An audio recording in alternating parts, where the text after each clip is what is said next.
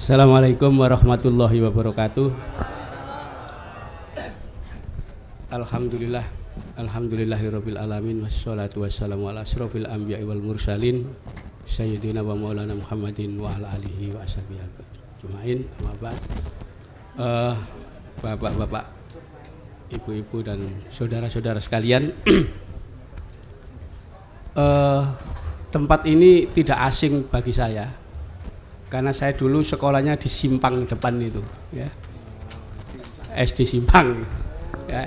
SMP enggak di Simpang situ. Jadi saya sering main ke sini, ya. Jadi ini wilayah, kalau main-main di daerah ini, teman-teman saya dulu banyak di daerah sini, ya. Jadi saya asli Surabaya, ya. Saya baru pindah ke Malang itu tahun 95. Jadi memang baru di sana karena ngajar. Jadi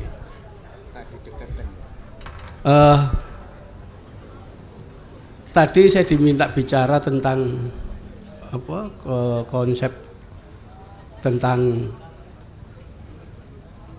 Mojopahit, ya. Tapi sebetulnya Mojopahit itu hanya satu bagian saja dari model kekuasaan yang pernah ada di Nusantara. Jadi sebelum itu ada kerajaan Singosari, sebelum Singosari ada kerajaan Kediri, sebelum kerajaan Kediri ada kerajaan Mataram kuno, Sriwijaya dan seterusnya, ya, sampai ke tingkat kerajaan di Tarumanegara. Bahkan sebelum Tarumanegara itu ada kerajaan Salakanegara. Gitu. Jadi orang-orang Indonesia ini zaman kuno sudah pinter, ya. Nah, kalau kita mau lihat dari kacamata sejarah, kapan orang Indonesia ini mulai goblok, ya? Pak Agus, jadi, mungkin pertanyaannya agak keras lagi, ya. Tadi yang terakhir tadi apa? Jadi kapan orang Indonesia mulai goblok, mulai bodoh? Yaitu ketika mulai banyak orang Indonesia belajar di lembaga pendidikan yang disediakan Belanda, yaitu lembaga sekolah. Ketika belajar sekolah, ini yang tepuk tangan ini protolan anak sekolah kelihatannya. Ya. Ya. Jadi orang sekolah itu kalau kita lihat dari aspek sejarah, gak tambah pinter, tambah bodoh, ya. Itu fakta. Untung saya DO. Saya bicara begini bukan mengada-ada. Kenapa? Saya tuh kuliahnya di IKIP, ya, sampai S2 mempelajari sistem pendidikan. Ternyata saya temukan, oh, sistem sekolah yang goblok wong nih Pak ini. Karena itu lulus dari S2, saya tidak mau melanjutkan ke S3. Kenapa? Menang S2 wis dibujui. S3 tambah kebojuk. Karena itu saya tidak mau.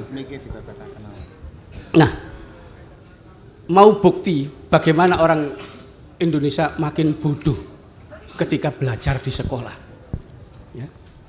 Kita tarik aja, kapan sekolah mulai distandarkan nasional? Itu tahun 1892, ya, 1892. Itu ada kurikulum standar nasional zaman Belanda. Ya, politik etis itu, ya, mulai di standar. Orang-orang pribumi mulai sekolah dan seterusnya. Kalau ditarik sampai sekarang tahun 2012, ya, itu ada kira-kira 130 tahun, 120 tahun kita mengenal sistem pendidikan sekolah. Nah, selama 120 tahun itu kita tanya, hasilnya apa bangsa Indonesia sekolah itu? Ya, ternyata akeh hasilnya. Sarjana muncul, sarjana hukum, sarjana pendidikan, sarjana agama, ya. Master, magister kependidikan, magister hukum, MSI, macam-macam. doktor, profesor, ya, itu ribuan jumlahnya. Yang kita tanya bukan itu, ya. Kalau gelar itu beli bisa kok, ya. Ijazah itu bisa beli. Yang kita tanya dari pendidikan sekolah itu, apa karya orang-orang didikan sekolah itu? Ternyata tidak ada. Ternyata mereka cuma jadi agen-agen penjual pengetahuan dari barat, ya, dikemas, dijual lagi ke masyarakat. Ya. Nggak punya apa-apa. Ya, ini nggak bisa. Mari kita kemudian lihat dari kacamata sejarah, balik ke masa zaman kuno, sebelum orang mengenal sekolah. Ya. Nah, ternyata di Nusantara ini ada 4 sistem pendidikan. Ya. Nah, ini menunjukkan orang sekolah itu bodohnya di situ. Dia nganggep pendidikan itu cuma satu, yaitu apa? Sekolah. Di luar sekolah nggak ada sistem. Ya bodoh ini. Zaman kuno itu orang Indonesia sudah kenal 4 sistem sekolah pendidikan. Ya. Yang pertama paling kuno itu sistem padepokan, ya, dengan cantrik-cantriknya dan seterusnya. Itu sistem agama kuno Kapitayan, ya, Prahindu, Prabuddha. Sistem yang berikutnya pendidikan model asrama. Ini pengaruh agama Buddha, ya, pendidikan di asrama. Lalu yang ketiga ada sistem pendidikan yang namanya dukuh. Ya. Dukuh itu sistem pendidikan Siwa Buddha, Hindu. Dan yang keempat ada sistem pendidikan model pesantren, yaitu ketika Islam sudah masuk di sini. Jadi ada 4 jenis pendidikan. Nah, kita tanya, hasil dari 4 jenis pendidikan ini apa? Lalu kita bandingkan hasilnya sekolah apa? Contoh paling gampang, ya. Orang-orang yang belajar di 4 sistem pendidikan ini paling tidak mencatat dalam sejarah pernah menciptakan aksara, huruf. Orang Jawa punya huruf Jawa, Sunda punya huruf Sunda, Bali punya huruf Bali.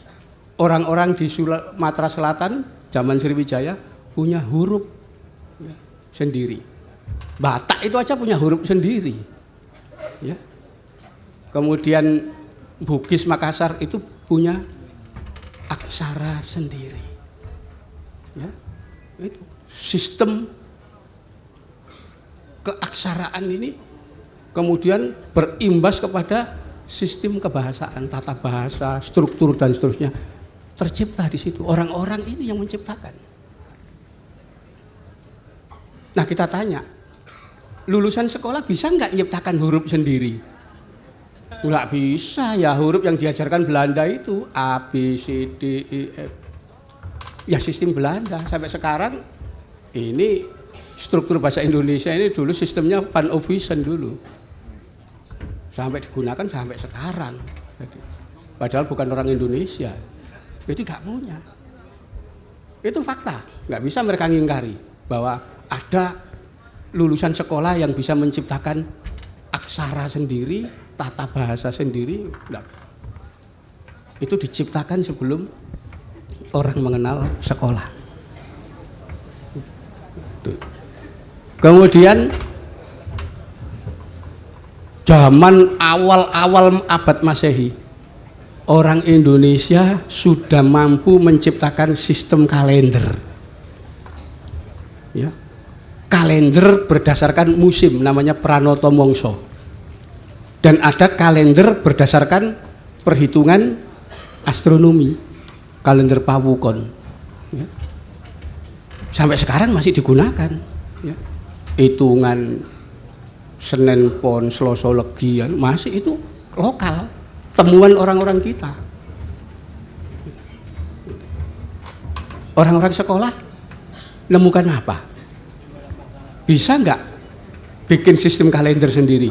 Enggak, ya kalender Masehi bikinan diperkenalkan Belanda itu nggak bisa. Itu fakta.